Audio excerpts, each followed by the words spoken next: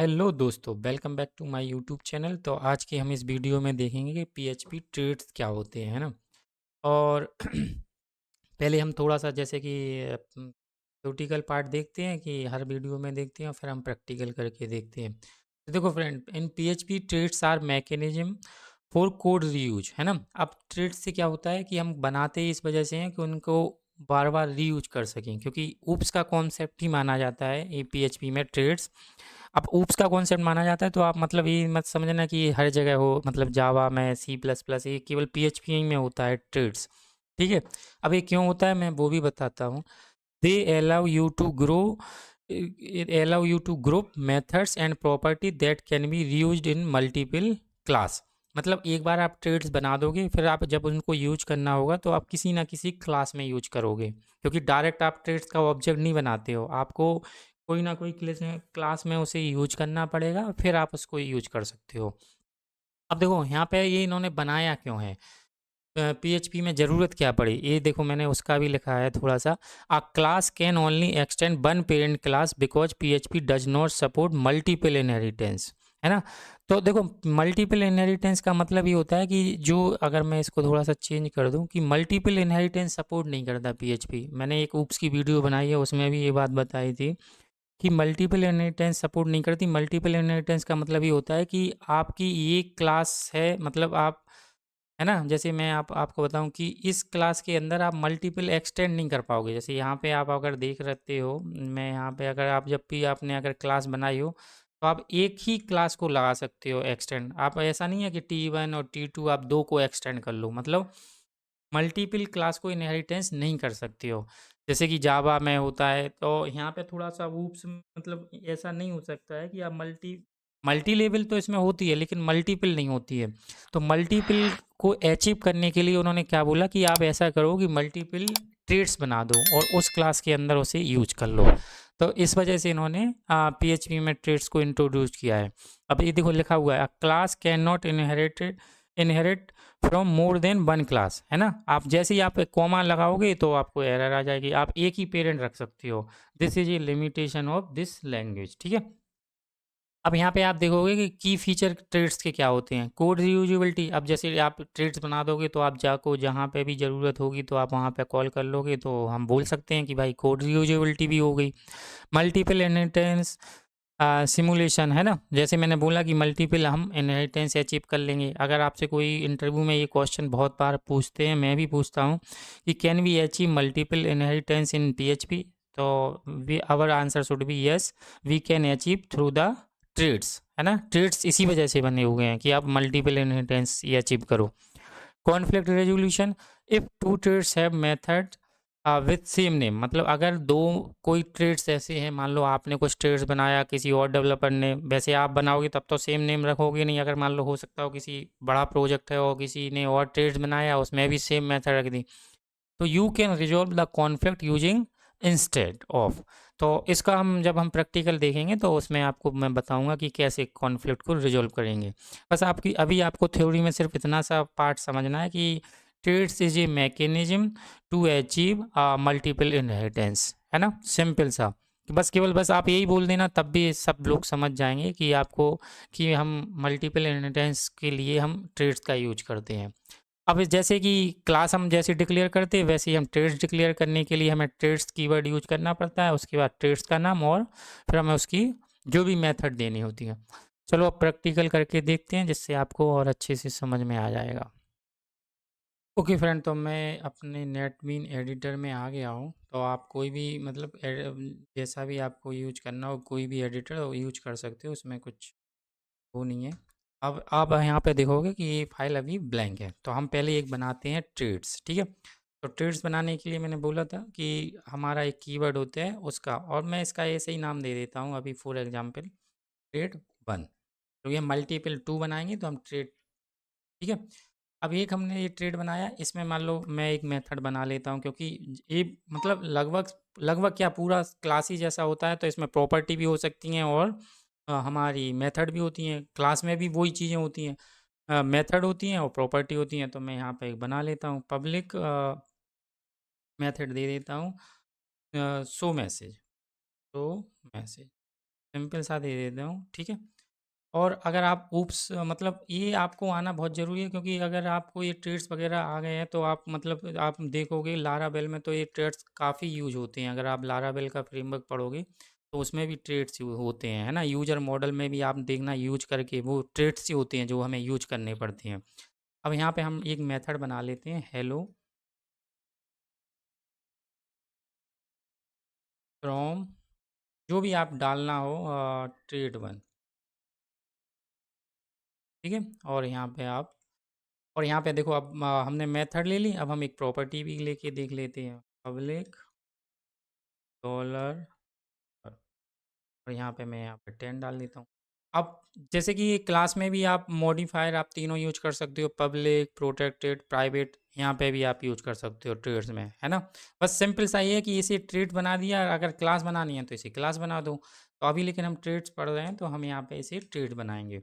अब ट्रेड्स का आप लेकिन बस ये है कि ऑब्जेक्ट नहीं बनाओगे, इस वजह से हमें एक क्लास बनानी पड़ती है। जैसे मैं बना लेता हूँ टेस्ट, और यहाँ पे उसको, यहाँ पे हमें अब देखो क्लास बन गई है और ट्रेड्स भी बन गए, तो इसको यूज कैसे करना होता है, एक कीवर्ड होता है यूज, और यहाँ पे लिखना होता है ट्रेड वन, ऐसे।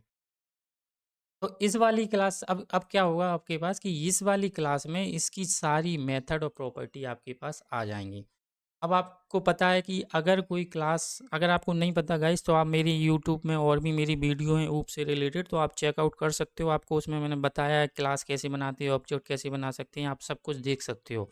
अब आपको मैं यहाँ पे बता रहा हूँ कि अगर किसी क्लास का ऑब्जेक्ट बनाना है तो आप यहाँ पे क्या करोगे, सिंपल सा न्यू, और यहाँ पे लिखोगे टेस्ट, तो ये क्लास का ऑब्जेक्ट बन जाता है।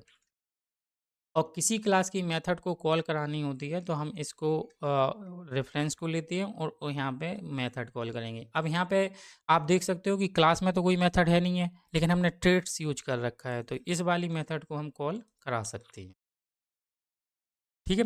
मैं फिर से समराइज कर देता हूँ कि एक हमने ट्रेड बनाया, उसमें एक मेथड बना दी, फिर एक क्लास बनाई और उसमें यूज कर लिया ट्रेड्स। अब और उस क्लास की मेथड को हम यहाँ पे रिफ्रेश करेंगे तो आप देखोगे कि आ गया हेलो फ्रॉम ट्रेड वन, ठीक है। अब एक्चुअली हमें मल्टीपल इनहेरिटेंस करना, तो मैं ऐसा करता हूँ एक और ट्रेड्स इसको कॉपी पेस्ट कर देता हूँ और यहाँ पे इसका नाम दे देता हूँ टू, और यहाँ पे show message from traits two, ठीक है। और यहाँ पे लिख देता हूँ हेलो फ्रॉम टू।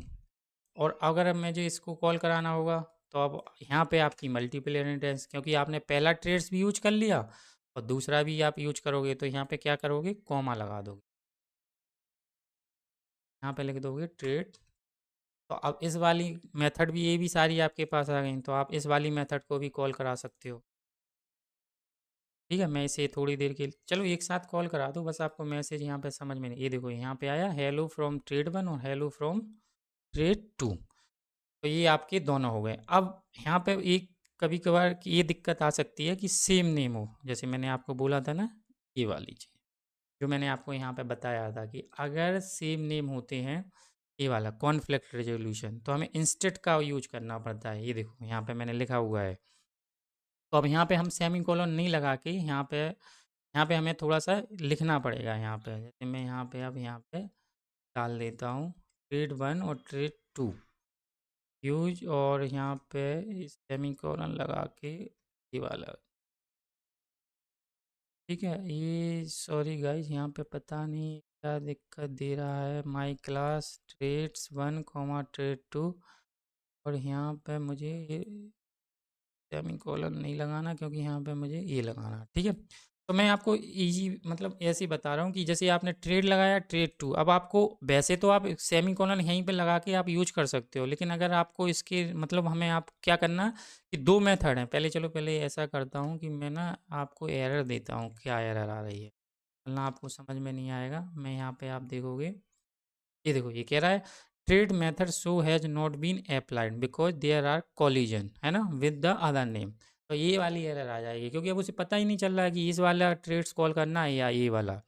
तो अगर सेम नेम नहीं है तब तो आप सिंपल बस लगाओ यहाँ पे कॉमा सेपरेट और सेमीकोलन, लेकिन अगर सेम नेम आ गया है तो फिर आपको ये सेमीकोलन हटा के यहाँ पे कर्ली ब्रेसेस लगाने हैं, ये वाले।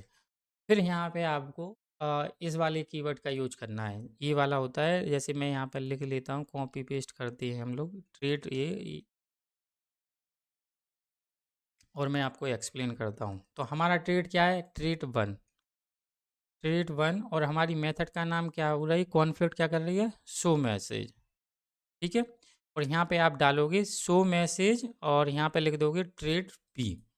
अब यहाँ पे आप क्या बोलने वाले हो, इसका मतलब आप समझोगे तो आपको धीरे से अब यहाँ पे क्या बोलने वाले हैं, यहाँ पे हम क्या बोलने वाले हैं कि ट्रेड 1 की जो मेथड है शो मैसेज है ना, वो इंस्टेड ऑफ बी, मतलब बी की कॉल मत करो, इंस्टेड ऑफ बी, तो बी मत करो, किसकी कॉल करो, ट्रेड 1 की, ए वाली, हेलो फ्रॉम ट्रेड 1। और दूसरी मेथड के लिए हम क्या बोलने वाले हैं, अब मैं दूसरे का सिंटेक्स डालने वाला हूँ यहाँ पे, उसका आपको एलियास देना पड़ेगा।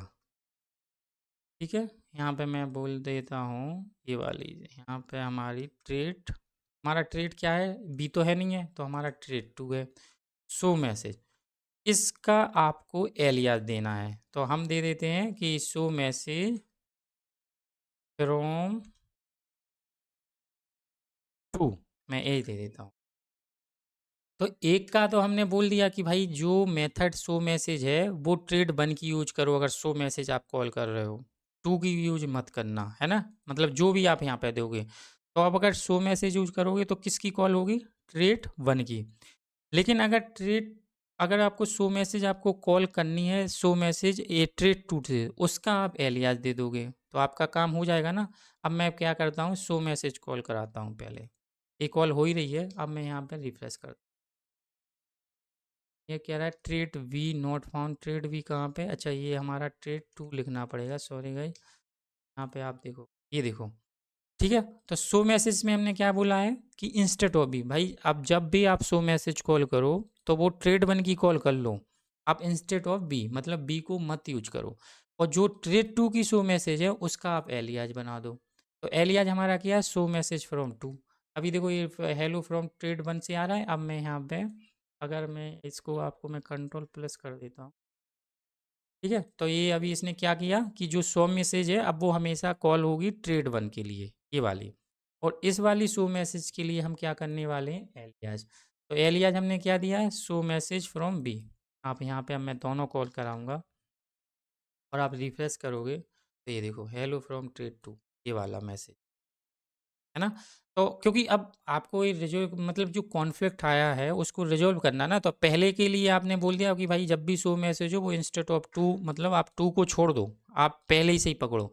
और जो इसकी शो मैसेज है उसको आप एलियास दे दिया, तो आपका रेजोल्यूशन, मतलब आपका जो कॉन्फ्लिक्ट आ रहा था वो आपका कॉन्फ्लिक्ट खत्म हो गया।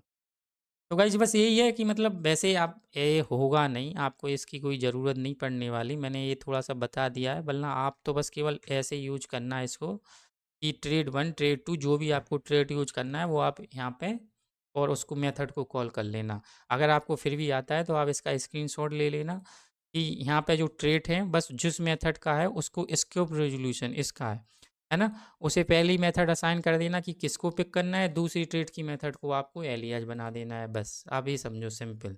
और ये दोनों आपको दोनों स्टेप में लिखनी है, पहले में बस इंस्टेड ऑफ यूज लगाना है, दूसरे में एज लगाना है। ठीक है फ्रेंड, अगर आपको ये वीडियो थोड़ा सा भी अच्छा लगा हो, इन्फॉर्मेटिव लगा हो, तो प्लीज़ लाइक करें, सब्सक्राइब करें एंड शेयर करें। Thank you friend.